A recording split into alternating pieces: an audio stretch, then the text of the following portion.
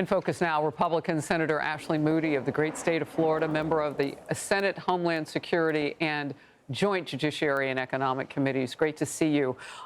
So we're at another juncture where there is pushback, political pushback, on something that a majority of Americans say that they believe in, and that is the safety of getting the most violent illegal immigrants out of the country. Yeah, and it's not just pushback. It is reckless endangerment of Chicagoans, Illinoisans, and truly it's tragic that you have a governor and a mayor that is making up the story. And I will use the words of Governor Pritzker, who unconscionably said that in coming in to arrest criminals, in fact, remember, the federal agencies have said we're targeting those here illegally committing crimes, victimizing Americans. We're targeting them to remove them from the community. And Pritzker had the audacity to say they are waging war on our people. I cannot believe that. As anyone who is asked to be trusted with the awesome responsibility of leading a community, leading a state, to use such words that mischaracterize and hide a true intent and make it sound like federal agents who have sworn an oath to uphold the Constitution and protect Americans are waging war on innocent Americans, that's unacceptable. I think it's almost treasonous because it sets up this reality that they are coming in to try and help these poor people when in fact it's criminals that have been waging war against the law-abiding citizens in Chicago, not the other way around. And he should be ashamed of himself as a governor, and anybody that supports a statement like that should not be in public office, and everyone else that's leading in that state should condemn it. If they take the responsibility of leading and the security of those people in Illinois seriously, they should condemn that statement. The Senate Judiciary Committee is holding a hearing right now focused on the Trump administration's efforts to reduce violent crime in Democrat-led cities. And really and truly, this all goes together because if you are not willing to pick up and adjudicate cases against your own citizens, imagine what you'll allow to have happen on your streets. They're looking specifically at soft on-crime policies. And Senator, you are on that committee, and you'll be headed back in shortly. You've come out to talk with us today. The House held a similar hearing yesterday, and one of the witnesses there scolded a Democrat congresswoman for misidentifying his daughter who was killed by a career criminal. Let's watch together. I also want to express my deepest, deepest condolences to the family of Irina Zarutska. We should have been doing more to prevent crime and address the lack of mental health care long before this hearing, particularly. My daughter. This isn't Irina. Oh, I'm sorry. This is my daughter. I am so sorry. Okay? I am so sorry. This is Logan Federico. She was before Irina. I am so 4 months before. I'm so sorry for your loss, and my heart goes out to you. Dare you not know her?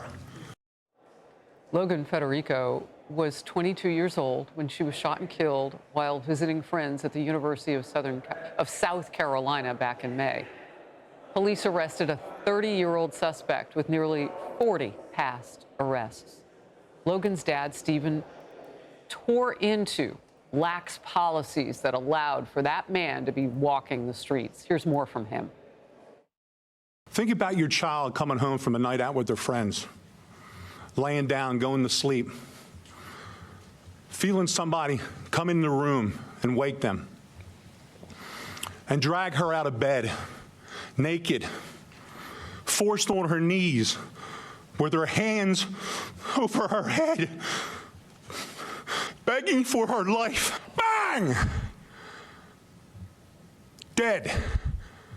Gone. Why? Because Alexander Devontae Dickey, who was arrested 39 goddamn times, 25 felonies, was on the street. You will be sick and tired of my face and my voice until this gets fixed. I will fight until my last breath for my daughter. And we as Americans need to pick up the mantle for him when he gets tired and has to sit down. We know he won't quit. Senator, how do you fix this? This is really broken. It's really broken, and it begins with it seemingly a party that cannot distinguish between protecting criminals and protecting law-abiding citizens and the families that need them the most, and using language that couches criminals who we're trying to target and we're trying to go after as those that those leaders want to protect. And again, we studied this in Florida. I got law enforcement together and we came up with the factors that go into making it possible for someone like that to remain on the street and continuously victimize others. And that includes the revolving jailhouse door with no cash bail, decriminalizing crime, defunding the police, rogue prosecutors, not holding juveniles accountable, and a general lack of respect for those men and women that are out there putting their lives on the line to protect others. All of that goes into the bad policies where you see these things play out with a rise in crime and dangerous communities. They are related, and I commend you for pointing the two out. What's playing out in response to a targeted operation against criminals in Chicago and the rhetoric that's being on full display against those law enforcement officials and the aggravated assault and the violent acts against them, it's the same things that politicians and policymakers are doing with their bad policies that they're enacting all over, and we're seeing what's happened around the nation. It is the same thing, and we in Florida have done the exact opposite. In fact, we laid out policies that did exactly the opposite of what Pritzker was forcing down the throats of law enforcement and prosecutors in Illinois. We called it the Real Safety Act in Florida, and we're seeing record low crime rates. So it can be done. Smart policies can be made. Common sense decisions can be made to protect families and communities. That's what the Trump administration is doing, and we're going to continue to support them in those efforts. Yeah, you're fighting. You're fighting hard to keep, the country safe. You've done it in your state, but I mean, all Americans must feel that safe. It's stacked against us, we feel right now, and you're fighting against that. That's why I came to Washington. Absolutely, I can hear. Well, and it's not just a former prosecutor, former AG, all the things that you have done before that. You make a compelling closing argument. I know you'll do that in that hearing today through your questioning. Congress is locked in a fierce funding showdown right now, and the clock is literally running out. Like at midnight tonight, one stroke after that, government shuts down. Barring a miracle at this point, apparently. Republican and Democrat leaders met with President Trump yesterday, but walked away with no deal. Now, the showdown at midnight is all but certain. The Senate is set to take a test vote today, but it would need several Democrat votes to pass.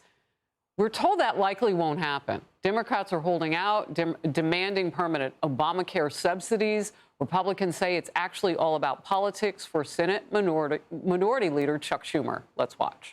Hypocrisy is just breathtaking, and it's shameless. Chuck Schumer is now arguing exactly the opposite of what he has always said in his career. And why? He's doing it out of political desperation. He is willing to force the government to shut down just to oppose President Trump for temporary political cover for himself, and he will abandon the American people just to do that. It's really something to watch. Now, he's referencing there this March when Senator Schumer ultimately sided with Republicans to pass a funding bill. People in his party, let him have it. I think there is a deep sense of outrage and betrayal. And this is not just about progressive Democrats. This is across the board, the entire party. I believe that Senator Schumer probably did what he thought was best, but I don't think that it met the moment. The idea that Chuck Schumer is the only one that's got a brain in the room and the only one that can think through all of the pros and cons is absolutely ridiculous. I think the Senate leader made an enormous miscalculation. I myself don't give away anything for nothing. And I think that's what happened the other day. So, Senator Moody, it looks like Senator Chuck Schumer is folding like a wet envelope. Yeah, it's clear that he has abandoned what he knows is true, that a shutdown is destructive for the country. And he is willing to set aside the interests of the American people and the services this government provides to them, the taxpayers, and try and hose them for an additional $1.4 trillion for more woke policies. I mean, remember, those of us that came here to get this government in order and get our finances straight are working so hard to root out the waste, to make sure we're mission focused on American sovereignty and American interests. And they just cannot seem to let go of the fact that we don't need to be spending billions and millions of dollars for climate resilience in Honduras. Like, let's focus on this country. We have put forth a clean spending bill. We will keep the government open. If the Democrats agree to just keep it open for 7 more weeks while we work towards ironing out our appropriations bills. It's as simple as that. The Democrats will have a choice today. Do they vote on the side of Americans and this country, or do they vote to further help illegal immigrants and woke programs? It's a clear binary choice, and I hope they make the right one. But if it looks like it's not going to happen, I'm wondering where the give and take can be. I don't know. We're only, a few hours away from that now. And the way you paint it, the American people could very well pin this on Democrats. I don't know if they're doing the calculus on that. Senator Moody, thank you very much for your time today and your passion. Always appreciate you. Great to be with you.